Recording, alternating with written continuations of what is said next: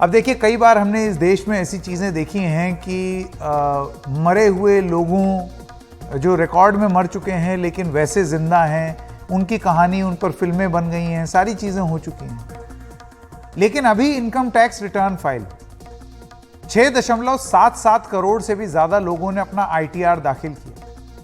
आयकर विभाग का दावा है कि ये अपने आप में एक रिकॉर्ड है। लेकिन मध्य प्रदेश के आदिवासी बहुल बैतूल में भी एक रिकॉर्ड दर्ज हुआ है।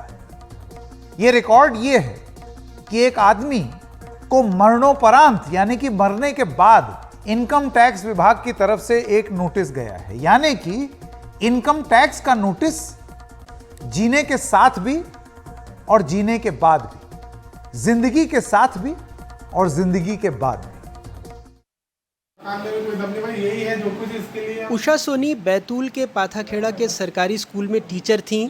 26 जुलाई को उनके परिवार को इनकम टैक्स से नोटिस मिला है। कहा गया है उन्हें 7,55,69,030 रुपए का टैक्स भरना है।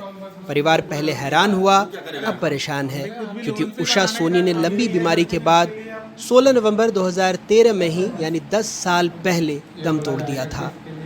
2013 में उनकी मृत्यु हो गई थी, परंतु ये असेसमेंट 2017-18 का दिखाया जा रहा है और हमसे हमारी माता के ऊपर 7,55,69,028 रुपये का देयक दिखाया गया, जो कि सही नहीं है। हमने पहले तो हमारे थाना क्षेत्र बैतूल बाज़ार में इसकी शिकायत दर्ज कराई। हमें इसका पता तभी पड़ा जब हमने आयकर विभाग द्वारा दिए गए नोटिस में पढ़ा कि सोर्स TCS के सेक्शन के तहत डिस्क्रिप्शन में लिखा हुआ था कि सोर्स कंपनी जो है वो नेचुरल कास्टिंग नाम की है।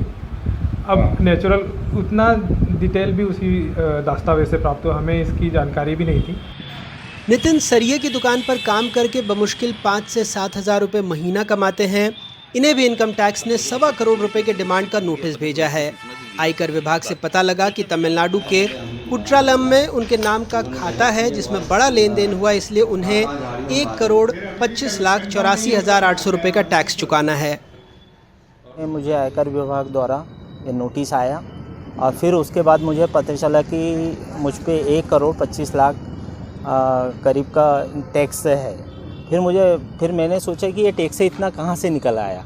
फिर मुझे पता चला कि फिर मैं जाके मिला इनकम टैक्स वहाँ से, तो मुझे उनसे जानकारी मिली कि कुट्टलम शहर है कोई तमिलनाडु, वहाँ मेरा कोई अवैध रूप से अकाउंट चला रहा है, खाता चला रहा है। ना कि मैं आज तक के वहाँ गया हूँ और ना मुझे पता है, बट वहाँ से मेरे को पता चला कि उसका लेन देन 2014-2015 से स्टार्ट है। बैतूल जिले में ऐसे 1-2 नहीं 44 लोगों को नोटिस मिलने की बात सामने आ रही है, जिनसे 1 से 10 करोड़ रुपए का इनकम टैक्स भरने को कहा गया है। फिलहाल 2 मामले पुलिस तक पहुंचे हैं। 2 व्यक्तियों द्वारा शिकायत पुलिस में दी गई है, जिसमें उन्होंने बताया कि उनके पास डिपार्टमेंट का एक नोटिस आया है। इस संबंध में उन्होंने बताया कि उनके द्वारा कोई इस तरह का व्यापार या कोई रिटर्न दाखिल नहीं किया गया, फिर भी उनके पैन कार्ड का इस्तेमाल करके किसी ने उसके साथ गलत उन्होंने जो है इनकम टैक्स रिपोर्ट किया है। हमने शिकायत प्राप्त किया है और इस संबंध में जो है विस्तृत जांच किए जाने के लिए निर्देशित किया गया है और जो विभाग है इनकम टैक्स डिपार्टमेंट से जानकारी लेने के बाद ही इसमें कुछ कह पाना संभव होगा। अमूमन ऐसे मामलों में पीड़ित ही परेशान होता है। अब दोनों परिवारों को आयकर दफ्तर आना होगा, वास्तविक सबूतों के साथ अपील करना होगा। पहली प्रक्रिया में ही वक्त और कम से कम हजारों रुपए खर्च होना तय है। स्थानीय आयकर दफ्तर के बाद इन परिवारों के पास विकल्प है commissioner income tax, appellate tribunal, high court या सुप्रीम कोर्ट जाने का।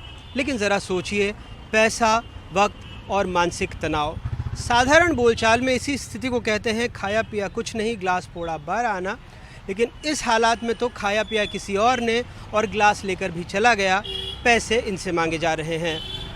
बैतूल से अपने सहयोगी अकील और भोपाल से कैमरा पर्सन रिजवान खान के साथ अनुराग द्वारी, NDTV इंडिया।